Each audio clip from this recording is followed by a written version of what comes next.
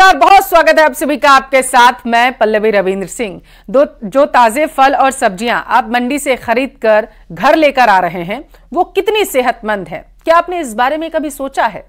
शायद नहीं, क्योंकि मंडियों में ताजे और हरी भरी दिखने वाली ये फल और सब्जियां देखकर कोई इनके जहरीले होने का अनुमान तक नहीं लगा सकता। राजधानी जयपुर में रोजाना ही सैकड़ों टन सब्जियां पहुंचाई जा रही हैं, लेकिन इनमें बड़ी तादाद में वो सब्जियां और फल शामिल हैं जो जानलेवा हैं। विश्वास नहीं है तो इस रिपोर्ट में देखिए।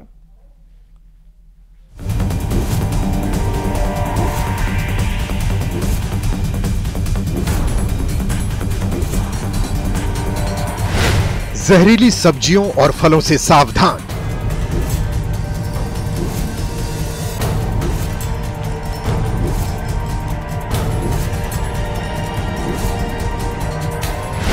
ताजी दिखने वाली ये सब्जियां जानलेवा हैं।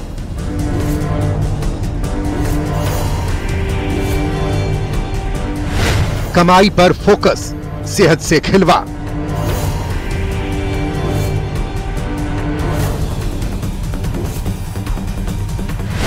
केमिकल वाली पानी से तैयार सब्जियां।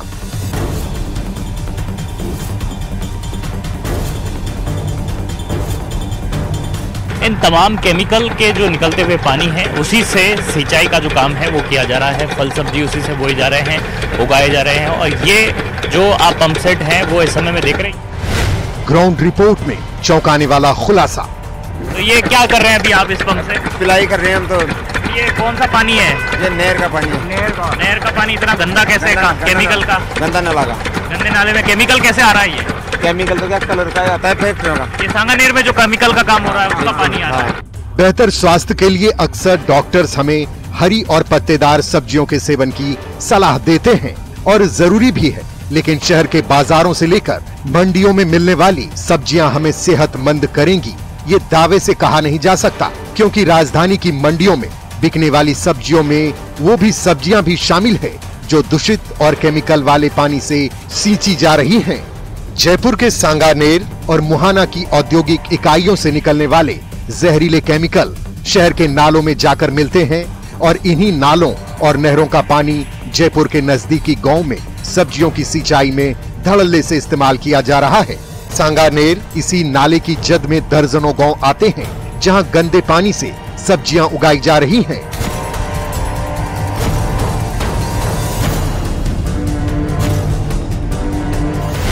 जयपुर में बिकने वाली सब्जियों के पीछे का बड़ा सच। मंडी मॉल में बिकने वाली चमकदार सब्जियां जहरीली। ये फल और सब्जियां सेहत नहीं, बीमारियां दे सकती हैं। राजधानी जयपुर के गांव में उगने वाली सब्जियां जानलेवा। जयपुर के शिकारपुरा, बक्सावाला, चंदलाई, कलवाला, जगतपुरा, चैनपुरा, विधानी, जयसिंहपुरा, गोनेर, द्रव्यवती से सटे कई छोटे बड़े गांव से लेकर ढाणियों तक में करीब 500 बीघा जमीन में उगाई जा रही सब्जियां केमिकल वाली पानी से सींची जा रही है। सीवर के चेंबरों से, नाले और नहरों से पंप के जरिए गंदे पानी को 10 से 20 किलोमीटर दूर खेतों तक पहुंचाया जा रहा है। जब न्यूज 18 राजस्थान की टीम शिकारपुरा पहुंची तो कुछ किसान इन पंपों को स्टार्ट करते दिखाई दिए। पहले तो कैमरे पर बात करने से कतराए, फिर जो बताया वो चौंकाने वाला था। इन तमाम केमिकल के जो निकलते हुए पानी है उसी से सिंचाई का जो काम है वो किया जा रहा है। फल सब्जी उसी से बोए जा रहे हैं, उगाए जा रहे हैं। और ये जो आप पंप सेट है वो इस समय में देख रहे हैं, ये शिकारपुरा का इलाका है ना? ये कौन सा इलाका है? कल्लावाला का इलाका। तो ये क्या कर रहे हैं अभी आप इस पंप से? पिलाई कर रहे हैं हम तो।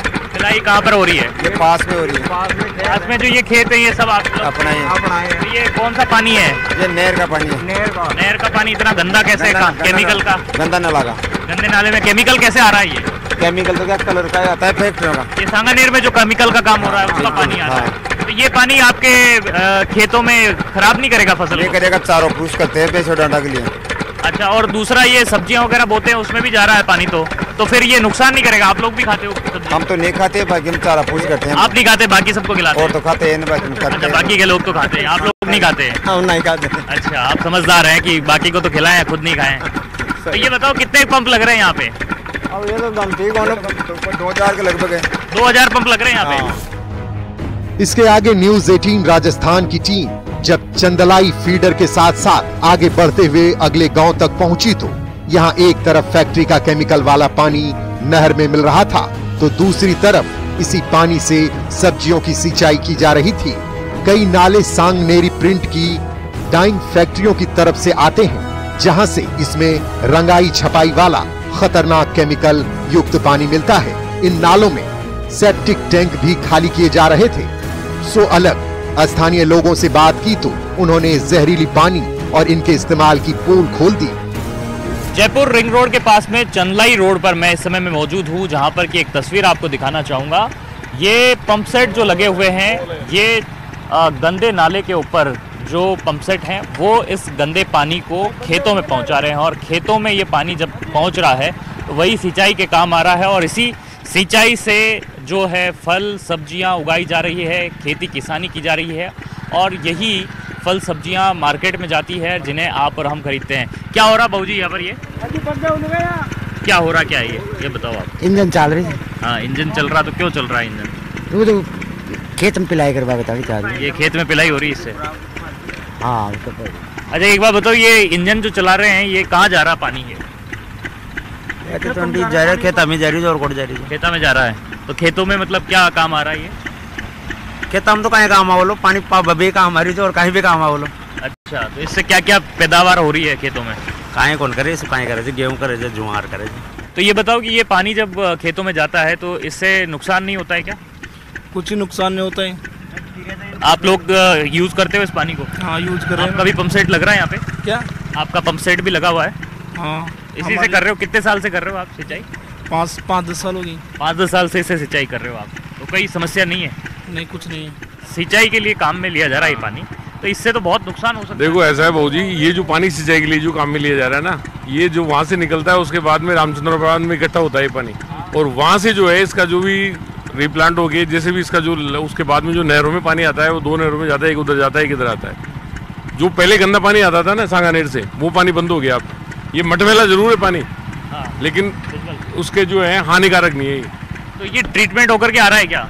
हाँ। ये हानिकारक कैसे नहीं है? क्योंकि केमिकल का रंग तो अभी भी जो है उसके अंदर, ये केमिकल का रंग तो यहाँ की जो लोकल फैक्ट्रियाँ लगी उसका आ रहा है। तो लोकल फैक्ट्रियों का ये केमिकल का पानी अगर सिंचाई में जाएगा तो खराबी आपको नहीं लगती? बीमारी ये जो पीछे से जो आ रहा है बहुसंख्या 90% पानी वही आ रहा है, 10% पानी आ रहा है। जैसे 90% वो पानी आ रहा है, 10% आ रहा है, इसमें क्या दिक्कत है? कोई समस्या नहीं है, बढ़िया काम चल रहा है, इससे क्या दिक्कत है? गवर्नमेंट कौन सा न तो उनका आय बढ़ाते हैं न कुछ क्या करते हैं उसमें। गवर्नमेंट क्या करिए, कुछ नहीं कर रही बोलते वैसे तो अपना तो गुजारा चल रहा है इसमें। एक बात जो है मैं ये पूछना चाह रहा हूँ आप लोग से कि ये जो पंप सेट लगे हुए हैं, क्या चंदलाई फीडर के इन पंप सेट से ही सिंचाई होती है? बिल्कुल, इसके अलावा और कोई विकल्प नहीं है? बिल्कुल भी नहीं है, सरकार को मुहैया कराना चाहिए। अब देखिए, आपको देख कैसा गंदा पानी आता है इसमें और हमारे पास ऑप्शन भी नहीं है सिंचाई करने के लिए। तो आप खुद बताइए कैसे करें हम हमारा पेट कैसे भरे? हमारे पास तो यही ऑप्शन है। क्या ग्राउंड वाटर यहाँ पर नहीं है? बिल्कुल भी नहीं है।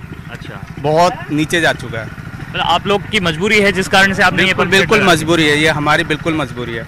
हम पढ़े लिखे लोग हैं फिर भी हमें ये करना पड़ रहा है। ऐसे पानी को हम सिंचाई में उपयोग कर रहे हैं। अच्छा, कब से ये चल रहा है यहाँ पर इस तरह से? ये चल रहा है पिछले 2-3 सालों से।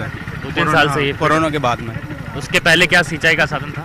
उसके पहले तो इतना नहीं था, वहीं थोड़ा बहुत पानी था, जैसे नलकूप वगैरह होते हैं घरों में होते हैं, बस वहीं यूज़ करते थे। अच्छा। और जैसे ही सरकार ने ये चलो पानी वानी के लिए सुविधा की तो हमें अच्छा भी लगा, लेकिन आप खुद देखिए कि फैक्ट्री वगैरह से कितना गंदा पानी आता है। ये गंदा आ रहा है ये कि एसटीपी वगैरह क्या ट्रीट होकर के पानी नहीं आ रहा है? बिल्कुल भी नहीं आ रहा सर, पानी ट्रीट होकर के नहीं आता? बिल्कुल नहीं आ रहा और आना चाहिए सर। ट्रीटमेंट होकर के पानी आए तो बिल्कुल, तब तो फायदा होगा, सभी को होगा, हमें भी होगा। जो हम फसलें वगैरह जो देते हैं शहरी क्षेत्र में देते हैं वहाँ पे फायदा होगा सर इस चीज़ का। आपने भी कौन सा सेट लगा रखा है यहाँ पंप सेट बहुत उधर है। अच्छा, आगे उधर लगा रखा। कितने सेट लग रहे होंगे इधर? करीब 1200। 1200। लगातार पानी आता रहता है इसमें? हाँ, लगातार 24 घंटे पानी आता है। पर पानी का रंग जो है वो बहुत ही गाढ़ा अलग तरीके का है। फैक्ट्री इलाका क्या है? तो ये रंगाई छपाई का जो पानी आता है वो यहाँ पर है। हाँ, कम है। इससे आपको लगता है कि ये पानी का नुकसान हो सकता है? क्योंकि आप लोग भी खुद खाते होंगे जब अनाज आप बोते हैं। फसल का नुकसान होता है इससे। फसल का भी नुकसान होता है, जमीन भी खराब हो रही है? हाँ, जमीन खराब हो रही है। लेकिन फिर क्यों करना पड़ रहा है? ये तो सीवर लाइन वाला तो अच्छा है पानी, ये फैक्ट्री वाला गंदा है पानी। तो ये तो केमिकल फैक्ट्री का ही लग रहा है। हाँ, नहीं, फैक्ट्री का कम है, इसमें सीवर लाइन का ज्यादा है। गंदे पानी की नहरों से मजबूरी में ले रहे हैं पानी, खेतों में सिंचाई के लिए भूमिगत जल हो चुका समाप्त। केमिकल वाली पानी से जमीन भी बंजर हो रही है। सरकारों ने ट्रीटेड वाटर देने के सब्ज बाग दिखाए।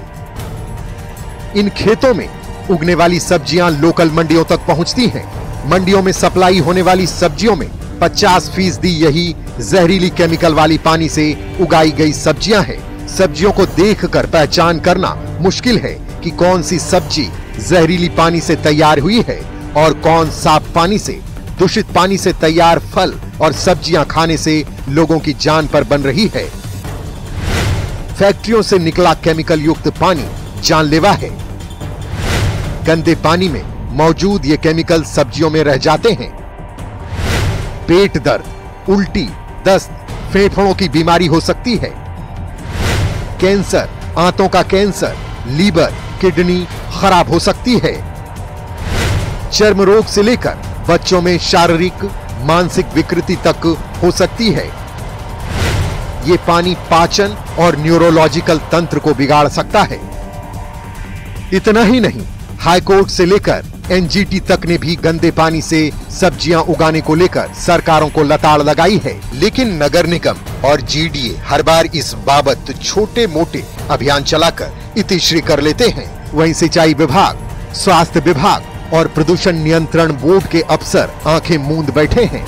अब वक्त आ गया है जब सरकार को एक्शन प्लान बनाकर बड़े पैमाने पर कार्रवाई करनी चाहिए, ताकि आम जन के स्वास्थ्य से खिलवाड़ करने वालों को सबक सिखाया जा सके। गंदे पानी से और केमिकल के पानी से बोया जा रहा है तो जाहिर सी बात है कि कई तरह की बीमारियों के जो खतरे हैं वो भी इसके आशंकाओं के तौर पर सामने हैं। लिहाजा किस तरह से इस पर ध्यान दिया जाए, ये यहाँ पर जो है बहुत ज़रूरी बात हो जाती है। सरकार की भी जिम्मेदारी बनती है, प्रशासन की जिम्मेदारी भी बनती है कि किस तरह से इस पानी को साफ किया जाए और ये साफ पानी जो है वो उसके बाद में यहाँ पर काम में लिया जा सके। इसे लेकर के यहाँ पर कोशिशें होनी चाहिए। महेश दाधिच, न्यूज़ 18, जयपुर। झालावाड़ में आबकारी विभाग पर शराब माफिया से मिली भगत कर एक बड़ा घोटाला करने का आरोप लगा। घोटाले का खुलासा उस वक्त। झालावाड़ में करोड़ों का शराब घोटाला, गरीबों की जमीन पर शराब की दुकानों का आवंटन, आबकारी विभाग और शराब माफिया पर मिली भगत का आरोप। झालावाड़ पुलिस अधीक्षक से मदद की गुहार लगाने वाले ये वही पीड़ित हैं जो शराब घोटाले का शिकार हुए हैं। ये ठगी का शिकार हो चुके हैं। इसका एहसास उन्हें इस वक्त हुआ जब जिला आबकारी अधिकारी की तरफ से इनको करोड़ों रुपए की रिकवरी का नोटिस भेजा गया। इन लोगों का आरोप है कि सरकारी योजनाओं का फायदा दिलाने के नाम पर इनसे इनकी जमीन के कागज लिए गए और फिर इनकी जानकारी के बिना ही उनकी जमीन पर शराब के ठेके खोल दिए गए। नोटिस नहीं आया सर, हमारे नाम से दुकानें चल रही है, एक लेरा में और एक लसूड़िया में, और नोटिस आने से पहले क्या कि रिश्वत देकर वही नोटिस दबवा देते हैं। और हमारे गांव में एक और उनका कागज लगाया था, मेरा फूफा राखी हुआ, उनके नाम के नोटिस आए हैं। ऐसे कई लोग हैं जिनके नाम पर शराब की दुकानों का आवंटन हो गया है और उन्हें इसका पता तक नहीं चला। लेकिन जब करोड़ों रुपए का नोटिस आया तो पैरों तले जमीन खिसक गई। पीड़ितों का आरोप है कि उनकी जमीन समेत जरूरी कागजात उनकी मर्जी के बिना लिए गए और उनके नाम पर दुकानों का आवंटन करा लिया गया। साहब ऐसी हुई, वो आई हो कौन नजाम, हाँ पुपारे के पैसा देते, ये कागज दे दे, थारा आधार कार्ड ये दे दे, पैन कार्ड ये दे दे, तो तुम कागज लगा दो, दुकान लगा दो। खास बात यह है कि कोई भी व्यक्ति ना तो आबकारी विभाग में गया, ना ही उसने कहीं हस्ताक्षर किए, फिर भी उनके नाम से दुकानों का आवंटन हो गया और दुकानें अभी भी धड़ल्ले से चल रही हैं। लेकिन सभी दुकानें डिफॉल्टर हैं और उनके नाम पर करोड़ों रुपए के नोटिस आबकारी विभाग द्वारा निकाले गए हैं। दे दे पैन कार्ड ये दे दे, तो तुम कागज लगा दो, दुकान लगा दो, लाभ मिल जाएगी, मोती गाड़ी का मिल जाएगा। पीड़ितों ने झालावाड़ पुलिस अधीक्षक ऋचा तोमर और जिला आबकारी अधिकारी सतीश पुनिया को ज्ञापन देकर के धोखाधड़ी के बारे में शिकायत की है। 3 परिवाद प्राप्त हुए हैं। परिवादी का ये कहना है कि दुकान हमारे द्वारा संचालित नहीं की गई है, इसलिए ये रिकवरी हम पे बनती नहीं है। तो इस संबंध में ऐसा संभव नहीं है, क्योंकि जब आवेदन किया जाता है तो उनकी आईडी यूज़ होती है, उनका बैंक अकाउंट यूज़ होता है, उस बैंक अकाउंट से ट्रांजैक्शन होता है, उसके बाद दुकान का संचालन होता है। तो इतना आसान नहीं है, लेकिन फिर भी परिवार चूँकि आया है तो उसकी हम पूरी जांच करके, और अगर इसमें कहीं भी कोई लापरवाही किसी भी स्तर पे जहाँ भी होगी उसके खिलाफ कार्रवाई होगी। करोड़ों के शराब घोटाले का खुलासा हो चुका है। अब देखना ये होगा कि इस ठगी के शिकार लोगों को कब तक इंसाफ मिलता है और गुनाहगारों को कब तक सजा। झालावाड़ से न्यूज़ 18 राजस्थान के लिए तरुण कुमार शर्मा की रिपोर्ट। न्यूज़ 18 के साथ इंटरव्यू में अमित शाह ने कांग्रेस के मैनिफेस्टो पर निशाना साधा। उन्होंने कहा कि हम यूनिफॉर्म सिविल कोड लाने की बात करते हैं और कांग्रेस पर्सनल लॉ को प्रमोट करने की बात करती है। देश शरिया से नहीं, कानून से चलेगा। जब ये कैंपेन की शुरुआत हुई थी पिछले कुछ महीनों से, सरकार इकोनॉमी की बात कर रही थी, डेवलपमेंट की बात कर रही थी, जो चीजें अभी आपने बताई इसकी बात करके जनता के बीच जा रही थी। पहले चरण के बाद ये देखा गया कि थोड़ा ये तुष्टीकरण की ओर मुड़ा, थोड़ा हिंदू मुसलमान हुआ। आप लोगों ने कांग्रेस के मैनिफेस्टो को अटैक किया और कहा, प्रधानमंत्री ने राजस्थान में एक रैली में कहा कि जो है कांग्रेस का मैनिफेस्टो में अर्बन नक्सल की महक है, इसमें माओइस्ट वो ख्याल दिखाई देता है। तो ये कहां से आया? देखिए, हमारा दायित्व है कि हमारे खिलाफ जो चुनाव लड़ रहे हैं इनकी मंशाओं को हम उजागर करें। जी, आप मुझे बताइए, इस जमाने में कोई भी पॉलिटिकल पार्टी पर्सनल लॉस की बात कर सकती है क्या? क्या देश शरिया के आधार पर चलेगा? एक और हम हमारे घोषणा पत्र के अंदर, संकल्प पत्र के अंदर कह रहे हैं कि हम यूनिफॉर्म सिविल कोड लाएंगे। कांग्रेस कह रही है हम पर्सनल लॉ को प्रमोट करेंगे। कांग्रेस पार्टी को जवाब देना चाहिए, बहुत महत्वपूर्ण मुद्दा है। तो इसीलिए आप कह रहे हैं मुस्लिम लीग की छाप है? बिल्कुल मुस्लिम लीग की छाप। यही तर्क है कि मुस्लिम लीग की छाप। आप मुझे बताइए, वो कह रहे हैं कि देश के कॉन्ट्रैक्ट्स माइनॉरिटी को प्रायोरिटी देंगे। कॉन्ट्रैक्ट्स फर्स्ट लोएस्ट कौन है, पास्ट परफॉर्मेंस क्या है, काम करने की क्षमता है या नहीं है, इसके आधार पर निर्धारित होंगे या कॉन्ट्रैक्टर के धर्म के आधार पर निर्धारित? किस तरह से देश चलाना चाहते हैं? देश की जनता को इसको सोचना पड़ेगा। बहुत समय के बाद देश तुष्टीकरण की राजनीति से नरेंद्र मोदी जी बाहर निकाल कर रहा है।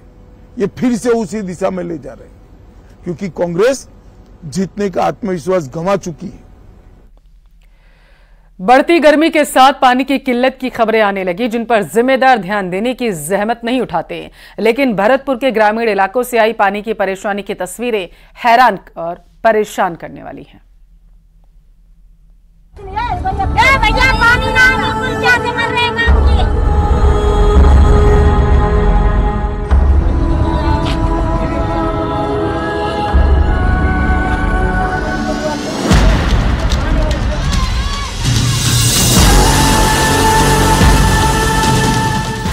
भीषण गर्मी में प्यासे कंठ, कौन सुने गरीब की गुहार। पानी सबसे बड़ी परेशानी। मैं बताऊं, मैं बहुत परेशानी में हूँ। मेरी बहू नहीं कोई बेटी नहीं, कोई लाभ मेरे पास। बहुत परेशान हूँ बेटा मैं।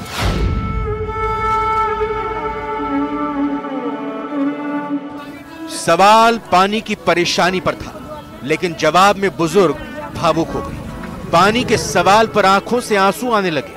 मानने को आप में से कुछ लोग बुजुर्ग की प्रतिक्रिया को नाटकीय भी मान सकते हैं, लेकिन जरा सोचकर, जिस घर में कोई पानी लाने वाला ना हो, उस घर की बुजुर्ग पर क्या गुजरती होगी। उसकी क्या हालत होती होगी। भरतपुर के मल्हा, रामनगर, चक, दारापुर, नागला, बंजारा समेत कई गांवों के बाशिंदे वर्षों से पानी की समस्या से जूझ रहे हैं। सबसे पहले समस्या की मार बुजुर्गों, महिलाओं और बच्चों पर पड़ती है। तभी आंख खुलते ही यहाँ की महिलाओं के सिर पर पानी की चिंता सवार हो जाती है।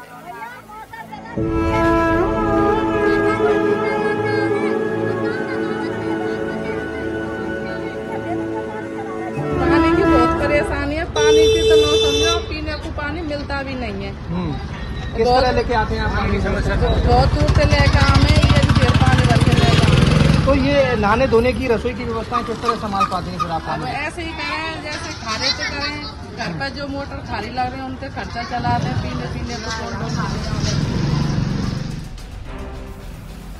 गर्मी और धूल से जूझते देश के कई ग्रामीण इलाकों में आज भी पानी का टैंकर 8 दिनों में सिर्फ एक बार आता है। ऐसे इलाकों में रहने वाले बच्चों से स्कूल जाने के बारे में पूछना उनकी बेबसी का मजाक उड़ाना नहीं तो भला और क्या है? भला ये भी कोई पूछने की बात है कि जीवन के लिए जल जरूरी है या पढ़ाई लिखाई? के लेके आते हैं पानी की गाड़ी, हम पढ़ने स्कूल नहीं जाते क्यों? पानी के लिए हम पानी नहीं पीने तो पानी की व्यवस्था करनी पड़ती है, इसलिए स्कूल नहीं जाते। राजस्थान में पानी की किल्लत सदियों से रही है, लेकिन तब सत्ता के शिखर पर बैठने वाले जन कल्याण के बढ़ चढ़कर दावे नहीं करते थे। ना उनसे कोई पूछने वाला था और ना वो जनता के प्रति जवाबदेह थे। लेकिन अब जब राज बदल गया तब तो जीवन की सबसे बुनियादी समस्या का समाधान होना ही चाहिए था। इसीलिए जब जिम्मेदार अधिकारी से पानी की समस्या के बारे में पूछा गया तो जवाब देने का उनका अंदाज ऐसा था जैसे सवाल ही बेमानी हो। आज की डेट में मेरा पानी जो मीटर की रीडिंग है वो 1,70,000 लीटर पानी मेरा है। फिर भी लोग कह रहे हैं ऑन एन एवरेज अपना पानी डेली 1,30,000 लीटर पानी पर डे किसी लोग फिर लोगों को परेशानी क्यों आ रही है? ये चीज आपने देखवाई क्या? ये सर हमारा डिस्ट्रीब्यूशन का काम टाटा बोर्ड का है। आपका सुना चंबल पर। संयुक्त राष्ट्र के अनुसार साफ, सस्ता और पर्याप्त पानी मिलना मानवाधिकार का हिस्सा है, लेकिन दुनिया में आज भी 2 अरब लोगों के लिए ये एक सपने जैसा है। इन्हीं 2 अरब लोगों में अपना राजस्थान भी है। करीब 1 दर्जन से अधिक जो गांव है, उन गांव में पानी की इतनी किल्लत है कि लोगों को सुबह जाग करके जो पानी की व्यवस्था है वो करनी पड़ती है और दिन भर की जो परेशानी है उसे दूर करने के लिए बूंद बूंद पानी एकत्रित करना पड़ता है। क्योंकि रसोई का कामकाज महिलाएं देखती हैं, तो ऐसे में महिलाओं को सबसे ज्यादा जो जिम्मेदारी है पानी की वो उठानी पड़ती है। यहाँ के जो लोग हैं उनका ये कहना है कि 3-3, 4-4 दिन हो जाते हैं नहाए हुए, क्योंकि पानी की कमी है। तो ऐसे में बच्चों को भी स्कूल नहीं भेजना चाहते, क्योंकि बच्चे सुबह पानी लेने के लिए चले जाते हैं, पानी की व्यवस्था करने के लिए जुट जाते हैं और ऐसे में पूरी जो व्यवस्था है वो बिगड़ जाती है। सुबह से ही इनकी जो व्यवस्था है वो शुरू होती है। सुबह 6 बजे पानी के लिए निकलते हैं और 10 बजे तक, 11 बजे तक इनको पानी के लिए इंतजार करना पड़ता है। फिर भी पानी मिले ना मिले ये भी गारंटी नहीं है। कैमरा पर्सन मनीष के साथ दीपक पुरी, न्यूज 18 भरतपुर। और चलिए यहाँ रुकेंगे एक छोटे से ब्रेक के लिए। ब्रेक के उस पार खबरें देखिए सहयोगी ममता के साथ।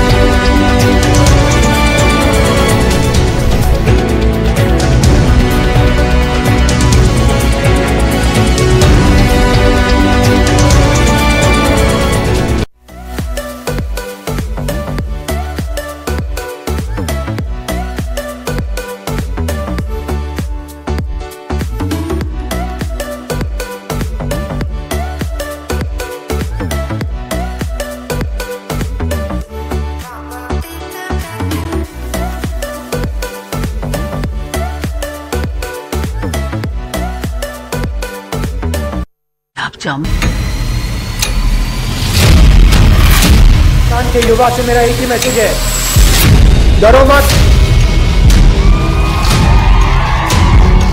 किसी चीज से डरो मत।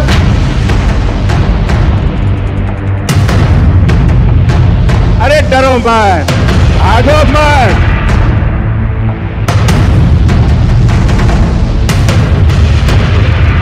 आज 21वीं बार फिर से अमेठी से भागकर रायबरेली में पर्चा डाला। 2024 लोकसभा चुनाव के सबसे बड़े सस्पेंस पे से पर्दा हटा तो मंच पर दिखा पूरा गांधी परिवार।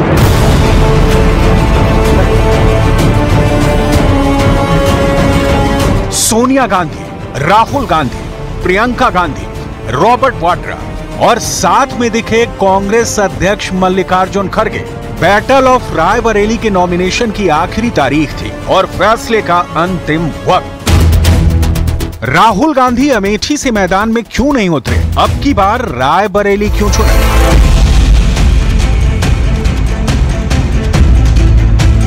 एक दिन पहले ही तो रायबरेली के कांग्रेस कार्यालय में प्रियंका गांधी के पोस्टर लगे थे। अमेठी के कार्यालय में राहुल गांधी की तस्वीर सजाई गई थी, लेकिन रात बीती और खेला बदल गया। प्रियंका चुनाव से आउट हो गईं और राहुल ने रायबरेली में एंट्री कर ली। निष्कंटक, निरापद और बिल्कुल सेफ सीट की तलाश में राहुल गांधी ने रायबरेली चुना है। अमेठी से गांधी परिवार का ना लड़ना इस बात का संकेत है कि कांग्रेस पार्टी चुनाव में एक वोट पड़ने से पहले ही अमेठी से अपना हार स्वीकार कर चुकी है। अमेठी में स्मृति ईरानी के खिलाफ कांग्रेस के जो कैंडिडेट हैं, उनका नाम है के.एल. शर्मा। सोनिया गांधी के सांसद प्रतिनिधि रहे हैं और अब की बार राहुल ने अमेठी छोड़ा तो उसे के.एल. शर्मा जी को पकड़ा दिया। स्मृति ईरानी जैसी जुझारू और कद्दावर नेता के सामने शर्मा जी कितना टिक पाएंगे, कहां तक टिक पाएंगे, ये तो 4 जून को पता चलेगा। लेकिन 2019 में अमेठी से हारे राहुल गांधी के लिए 2024 में रायबरेली कितनी सुरक्षित सीट है, इसका हिसाब किताब जरूर देखना होगा, क्योंकि कांग्रेस के लिए जैसी अमेठी वैसी रायबरेली, दोनों गांधी परिवार की प्रतिष्ठा की सीट, परंपरागत सीट, कांग्रेस का गढ़ रही सीटें हैं। दिनेश प्रताप सिंह 2019 में बीजेपी के टिकट पर सोनिया गांधी के खिलाफ लड़े थे, 2024 में राहुल गांधी के खिलाफ खड़े हैं। गांधी अमेठी को छोड़े हैं, अमेठी को धोखा दिया है। वायनाड और रायबरेली में से किसी को धोखा देने जा रहे हैं, तो जिसकी नीयत ही धोखे की है, जिसकी फाउंडेशन ही धोखे पे डाली जा रही है, मैं नहीं समझता कि वो कभी सफल होंगे और रायबरेली में कमल खिलेगा। एकदम क्लियर है, कहीं कोई शंका या संदेह की गुंजाइश नहीं है। हार का डर राहुल गांधी को 2019 में अमेठी से वायनाड तक ले गया और 2024 में हार के डर ने राहुल को रायबरेली पहुंचा दिया। उनके सारे चेले चपाटे कह रहे थे अमेठी आएंगे, अमेठी आएंगे, लेकिन अमेठी से भी इतना डर गए, इतने डर गए, वहां से भागकर अब रायबरेली में खोज रहे हैं रास्ता। ये लोग घूम घूम कर सबको कहते हैं डरो मत। मैं भी आज उन्हें कहता हूं और बड़े जी भर के कहता हूं, अरे डरो मत, भागो मत।